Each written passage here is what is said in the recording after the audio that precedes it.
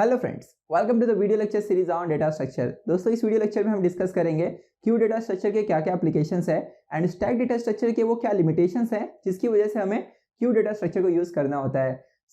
यहाँ पर मैं आपको कुछ रियल लाइफ एग्जांपल्स दिखाऊंगा, जिसके बाद आपको ये समझ जाएगा कि उन सिनेरियो में क्यू डेटा स्ट्रक्चर जो है वही काम करेगा, स्टैक डेटा स्ट्रक्चर फेल हो जाएगा। आइए मैं आपको सबसे पहले स्टैक के कुछ लिमिटेशंस बताऊं। एक्चुअली में लिमिटेशंस तो नहीं कहेंगे, स्टैक डेटा स्ट्रक्चर जिन पर्पस के लिए बनाया गया है वो उन्हीं पर्पस को सर्व कर सकता है। यानी ऐसे सिनेरियो जहां पर हमें first in last out ordering की जरूरत होगी, वहां पर हम स्टैक का यूज करेंगे। देखिएगा इस एम्प्टी स्टैक को, जो आपको यहाँ पर व्हाइट कलर में दिख रहा होगा। इस एम्प्टी स्टैक में मैं कुछ एलिमेंट पुश करूंगा 6 2 3।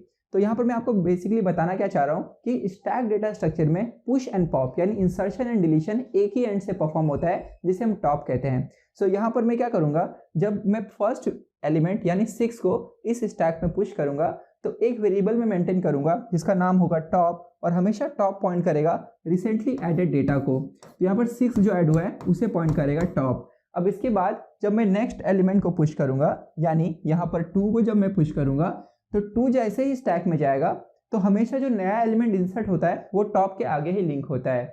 टॉप बताता है हमें कि नया डेटा कहाँ लिंक होने वाला है। तो जैसे फॉर एग्जांपल अगर आप इस चीज को एरे से इंप्लीमेंट कर रहे हैं स्टैक को, तो ये 6 और 2 सीक्वेंशियल इंडेक्स पर रहेंगे, अल्टरनेट। ओके, जैसे 6 अगर 0th इंडेक्स पे है तो जो 2 है वो फर्स्ट इंडेक्स पे होगा। अगर आप इसे लिंक लिस्ट से इंप्लीमेंट कर रहे हैं तो 2 के लिए जो नोड बनाएंगे और 6 के लिए जो नोड बनाएंगे उन्हें आप आपस में लिंक करेंगे। टॉप के आगे नया नोड आपको अपेंड करना होगा। और दोस्तों, अब टॉप यहां से निकलकर इसे पॉइंट करेगा, मतलब टॉप हमेशा रिसेंटली एडेड डेटा को पॉइंट करता है। ओके, अब यहां पर जैसे ही मैं 3 को पुश करूंगा, 3 दोस्तों यहां पर स्टैक में पुश होने के बाद टॉप यहां पर पॉइंट करेगा 3 को।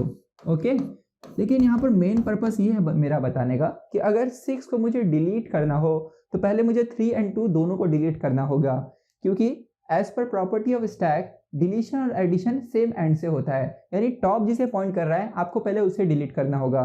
इसलिए मुझे यहाँ पर सबसे पहले डिलीट करना होगा 3 को।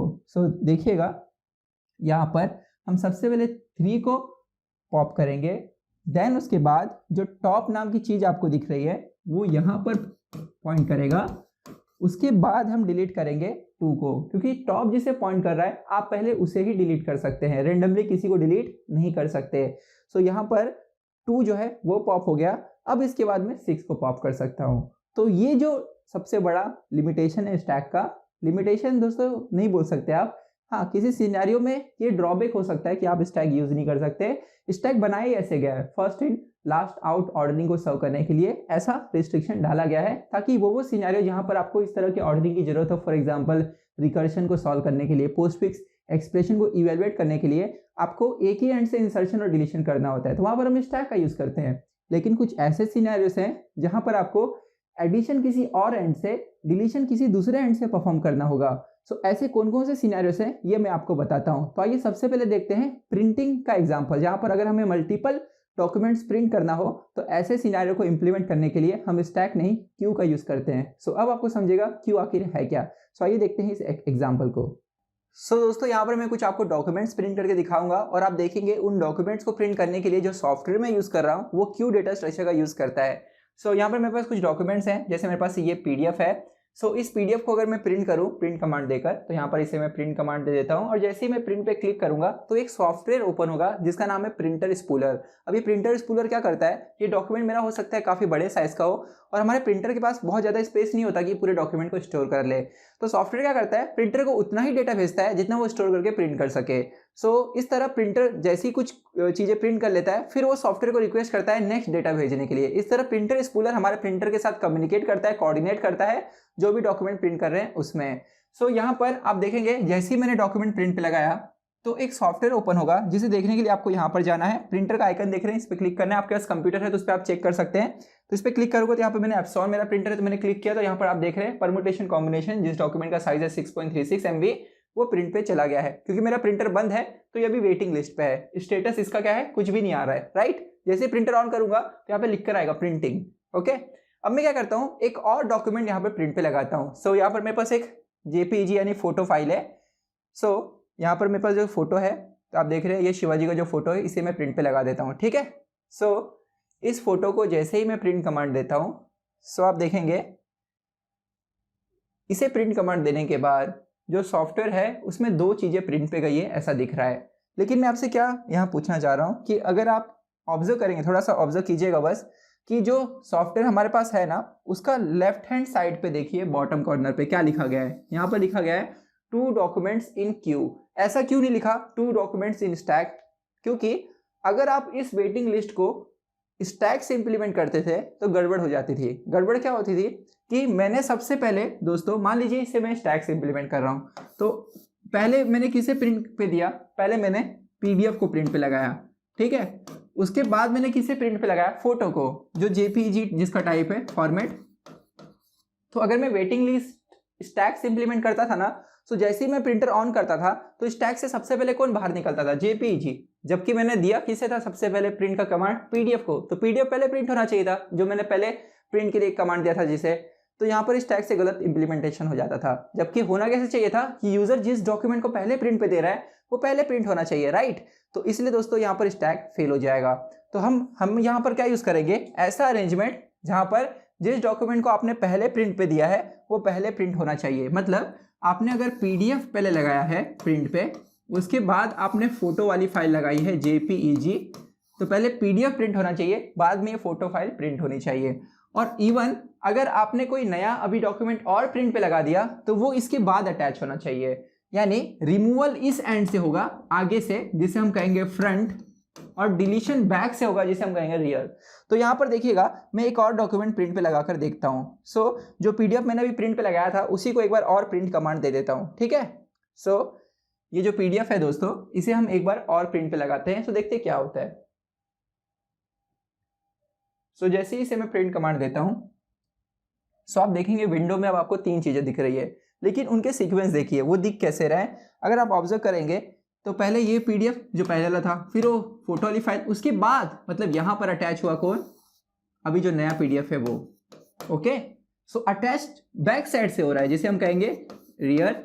और डिलीट करते समय मतलब जब मैं प्रिंटर ऑन करूंगा तो ये वाला डॉक्यूमेंट पहले प्रिंट हो जाएगा यहां से। और इस तरह के अरेंजमेंट को हम कहते हैं क्यू, जहां पे रिमूवल फ्रंट साइड से होती है, एडिशन रियर साइड से होती है, और ये जो क्यू है ये फीफो क्यू है। लेकिन आपको समझना ये जरूरी है, फीफो मतलब फर्स्ट इन फर्स्ट आउट, मतलब जो पहले आया था वो पहले निकलेगा। तो इस तरह का अरेंजमेंट स्टैक से बिल्कुल ही अलग है। स्टैक में एक ही साइड से एडिशन एक ही साइड से डिलीशन होता था, तो उस ड्रॉबैक को हटाने के लिए हमने क्यू बनाया, जिसमें हम एडिशन किसी और साइड से डिलीशन किसी और साइड से करते हैं। लेकिन हर एक क्यू फीफो नहीं होता, मतलब कभी आप ऐसा नहीं सोच रहा कि क्यू मतलब फर्स्ट इन फर्स्ट आउट, जो गलत होगा। क्यू का मतलब बेसिकली होता है कि आपके पास, देखिए अगर मैं सिर्फ कहूँ इंप्लीमेंट क्यू तो मतलब मैं स्टैंडर्ड क्यू की बात कर रहा हूँ, first in first out default, okay. लेकिन कभी कभी हम जो क्यू है उसे प्रायोरिटी के बेस पे भी बनाते हैं। अभी इसका क्या मतलब हुआ ये मैं आपको कुछ एग्जांपल के जरिए बताता हूँ। सो ऐसा आप समझ सकते हैं कि हर एक क्यू प्रायोरिटी क्यू होता है। अब होता क्या है कि ये जो फीफो क्यू है ये भी एक प्रायोरिटी क्यू है जिसमें टाइम प्रायोरिटी है, मतलब जिसका अराइवल टाइम सबसे कम होगा उसे पहले रिमूव करेंगे। यानी जो सबसे पहले आया है वो सबसे पहले रिमूव होगा, तो हम टाइम को प्रायोरिटी दे रहे हैं कि पहले कौन आया था। वैसे हम प्रायोरिटी किसी और फैक्टर को भी दे सकते हैं, जैसे किसी प्रोसेस का अगर साइज बड़ा है या साइज छोटा है तो उसके हिसाब से हम उसे प्रायोरिटी दें कि जो छोटे प्रोसेस है वो पहले रन कर लिया जाए, या जो छोटे प्रोसेस है वो पहले रिमूव होंगे। मतलब इसका मैं आपको एग्जांपल लेकर यहाँ पे बताता हूँ कि जब हम सीपीयू कंसीडर करते हैं तो वहां पर हमारे पास मल्टीपल प्रोसेस होते हैं, तो किस प्रोसेस को रिमूव करके सीपीयू के पास भेजना है ये हम प्रायोरिटी के हिसाब से भी वहां पर डिसाइड कर सकते हैं। तो आइए दोस्तों मैं आपको सीपीयू शेड्यूलिंग का एग्जांपल बताता हूं, तो सीपीयू शेड्यूलिंग के थ्रू आप समझ सकेंगे क्यू कितना ज्यादा इंपॉर्टेंट है। और याद रखिएगा कि हर क्यू फीफो क्यू नहीं होता। So let's see example of CPU scheduling. So दोस्तों सीपीयू शेड्यूलिंग को समझने के लिए यहाँ पर आपको क्या करना है कि जो भी आपके कंप्यूटर है उसके टास्क बार पे क्लिक कीजिएगा और टास्क मैनेजर पे आपको जाना है। टास्क मैनेजर जैसे ही आपका ओपन होगा तो आप देखेंगे यहाँ पर सारे लिस्ट ऑफ प्रोसेसेस आ जाएंगे जो भी हमारे कंप्यूटर पे रन हो रहे हैं। उसमें आपको डिटेल्स में जाना है। डिटेल्स में जाने के बाद आपको पता चलेगा हर एक प्रोसेस कौन कौन से रन हो रहे हैं, उनकी प्रोसेस आईडी क्या है, वो रैम में कितना स्पेस ले रहे हैं। जैसे अभी मैंने बात की प्रिंटर स्पूलर सॉफ्टवेयर की, तो प्रिंटर स्पूलर सॉफ्टवेयर भी इसी के अंदर है। अगर आप देखेंगे इसको, अगर मैं स्क्रॉल करूं तो स्क्रॉल करते करते जब मैं यहाँ पहुंचता हूं तो आप देख सकते हैं यहाँ पर हमें एस स्पूलर सॉफ्टवेयर दिख रहा है, जिसे यहाँ पर मैं हाईलाइट करके दिखा देता हूँ आपको।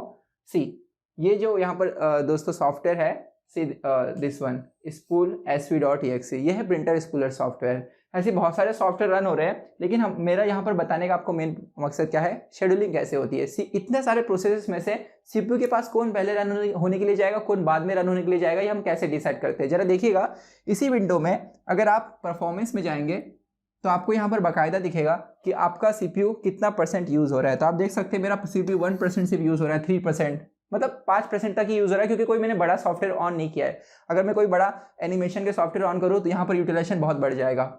और मेमोरी देख सकते हैं 7.9 GB से में से 4.4 GB यूज हो रहा है। डिस्क इतना % यूटिलाइज हो रहा है 2% तक। और टोटल प्रोसेसेस यहाँ पर रन हो रहे हैं 193, जो फ्लक्चुएट होते रहते हैं, क्योंकि जब मैं नया सॉफ्टवेयर ऑन करूंगा तो नए प्रोसेसेस आएंगे, राइट।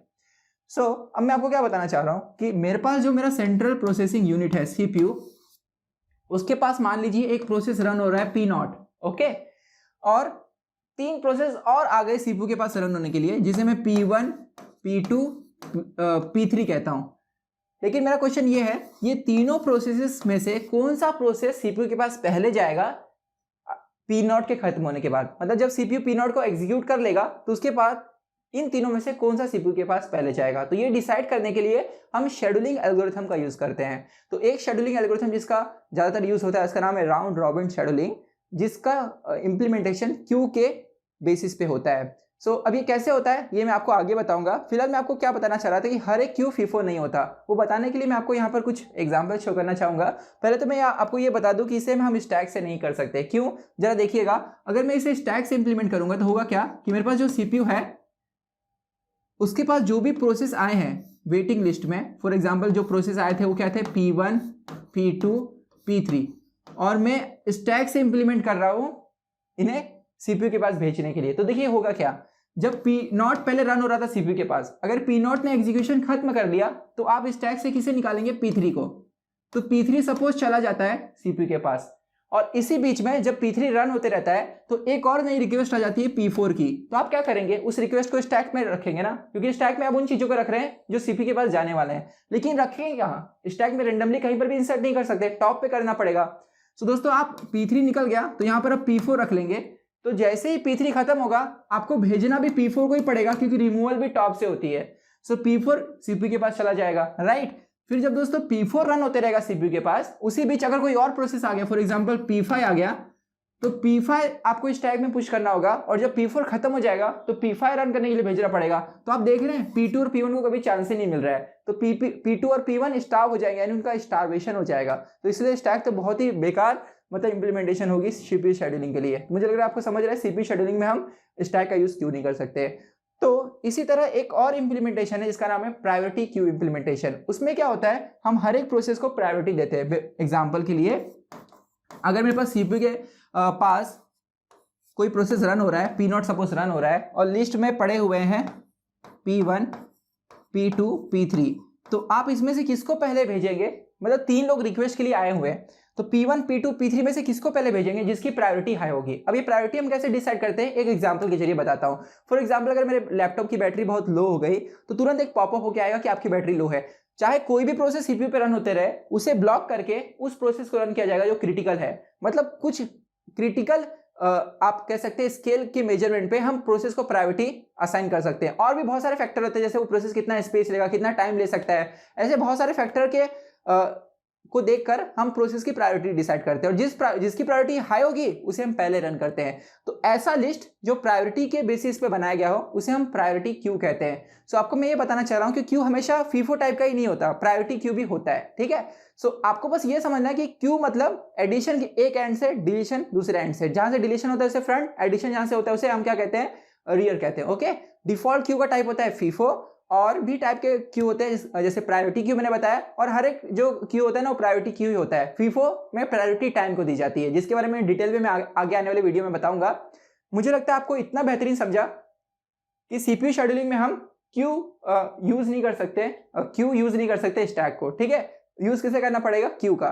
तो दोस्तों अब हम नेक्स्ट वीडियो लेक्चर में देखेंगे कि क्यू जो है उसको एज एन एडीटी कैसे हम डिफाइन कर सकते हैं, यानी एब्स्ट्रैक्ट डेटा टाइप। फिर हम देखेंगे क्यू को इंप्लीमेंट कैसे करें, एरे का यूज करके, लिंक्ड लिस्ट का यूज करके, और फिर कई सारे प्रोग्राम्स एंड एप्लीकेशंस देखेंगे क्यू की। तो ये इंट्रोडक्टरी वीडियो था जहां पर मैंने आपको बताया कि स्टैक डेटा स्ट्रक्चर कहां पर यूज नहीं कर सकते और क्यू हमें क्यू का यूज करना होगा, राइट। तो यहाँ पर मैं आपको ये बताना चाहूंगा कि इंटरव्यू में इसी टाइप के क्वेश्चन पूछे जाते हैं कि इस सिनेरियो में स्टैक काम करेगा कि क्यू काम करेगा। तो आपको इसलिए इस तरह समझ के पढ़ना है कि किस सिनेरियो में कौन सा डेटा स्ट्रक्चर बेटर होता है। सो मिलते हैं दोस्तों नेक्स्ट वीडियो में, तब तक के लिए बहुत बहुत धन्यवाद। जय हिंद।